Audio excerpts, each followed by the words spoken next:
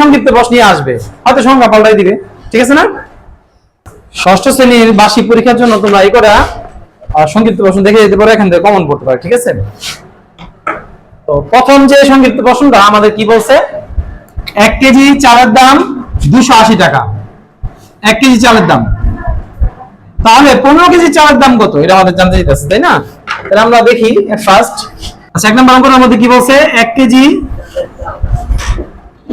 চালের দাম, এটা আমরা দেখে দেখে লিখলাম 280 টাকা। তাহলে 1 কেজি চালের দাম হচ্ছে 280 টাকা। 15 কেজি চালের দাম কত হবে, বেশি না কম?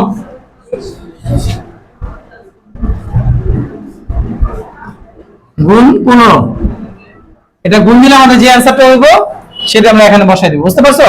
ক্যালকুলেটরে এটা এবং এটা গুণ দিবা, বাস অ্যানসার হয়ে গেছে। এবার আসো 2 নম্বর অঙ্কটা কি বলছে, কোন সংখ্যার 5 গুণ। এই যে কোন সংখ্যা বলে তোমরা মনে করবে এটা x, কি মনে করবা? এটা মনে থাকবে, যখন উদ্দীপকে কোন সংখ্যা থাকবে তোমরা এটা x ধরবা।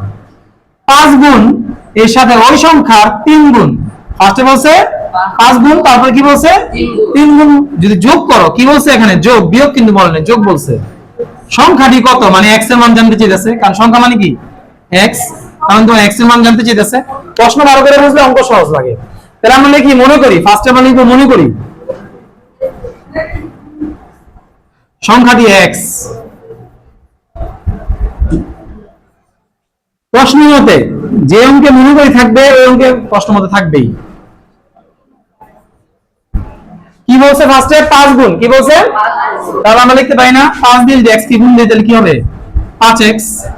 যোগ করতে বলছে, দেখছো যে এখানে যোগ করতে বলছে। কি বলছে একটা 3 গুণ, তা 3 দিয়ে গুণ দাও x কে, তাহলে কি যদি 10 গুণ বলতো 10x, 12 গুণ বলতো 12x, কত হয় বলছে এখানে? যোগ করলে এখানে একটা জিনিস আছে যে 32 হয়, এই লেখাটা লেখা হবে। হ্যাঁ, কি হয় বলতো 32 হয়, এই কথাটা লিখতে আমি ভুলে গেছিলাম। তাহলে আমরা এখানে কি লিখবো, 32 লিখবো, উদ্দীপকে 32 দেওয়া থাকবে, 32, ঠিক আছে? আচ্ছা, 3 দিয়ে লেখাই আসে না। এবার 5টা x এবং 3টা x যোগ করলে কত হয় 8টা x, 32। x কে একা রাখো, x এর সাথে 8টা গুণ হিসাব আছে, ওইদিকে কি হয়ে যাবে, বার হয়ে যাবে। ক্যালকুলেটরে ভাগ করো, 8 দিয়ে যদি 32 কে ভাগ করো তাহলে কত হবে, 4টা 32। ক্লিয়ার হয়েছে বিষয়টা? আচ্ছা, এবার তারপরে কি বলতে, এখন 3 নম্বর অঙ্কে কি বলছে, কয়েকটা সংখ্যা দিয়ে দিয়েছে, উপাত্তগুলোর মধ্যক নির্ণয় করতে বলছে, ঠিক না? সবসময় মাথার মধ্যে সেট করবা যে মধ্যক নির্ণয় করতে বললে, সবসময় মধ্যক নির্ণয় করতে বললে সংখ্যাগুলো আগে সাজাইতে হইবে, সংখ্যাগুলো কি করতে হবে। তাহলে আমরা দেখি সংখ্যাগুলো সাজাই। তাহলে আমরা ছোট থেকে বড় সাজাই, সবচেয়ে ছোট কে বলতো 6। তোমরা দেখো মিস্টেক হয় কিনা আমার কোনো।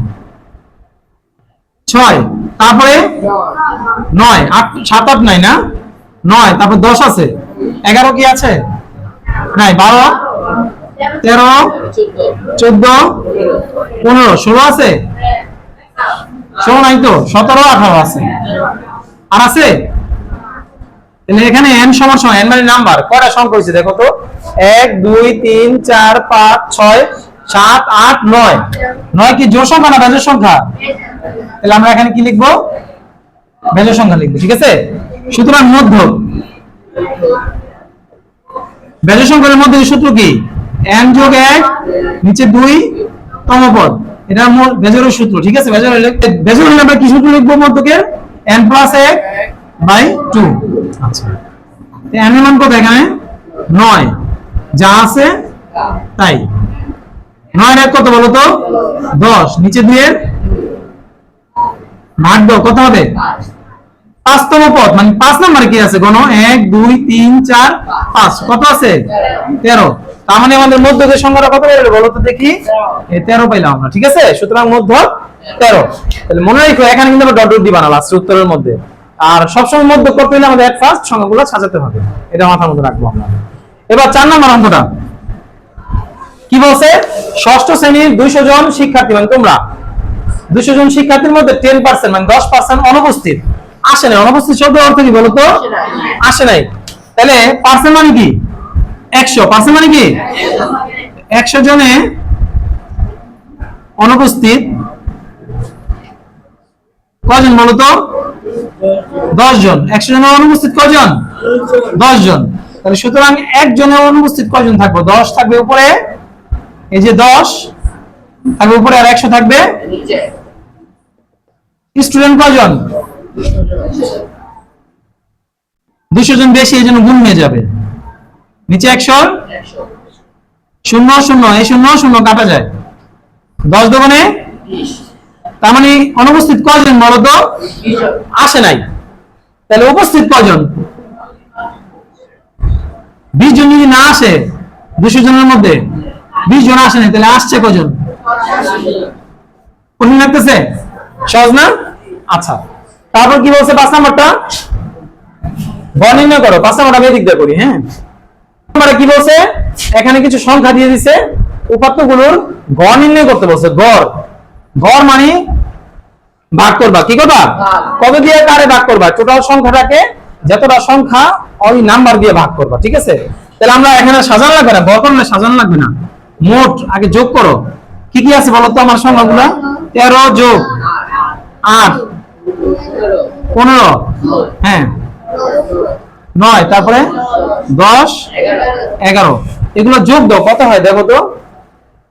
21 আর 15 কত হয়? 36, 45, 55, 56, 66।